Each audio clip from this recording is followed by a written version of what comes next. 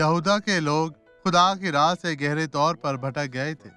وہ ہر طرح کا جادو ٹونا کر رہے تھے، جیسے بخور جلانا، دوسرے دیوتاؤں کی پوجا کرنا اور یہاں تک کہ اپنے بچوں کو قربانی کے طور پر پیش کرنا۔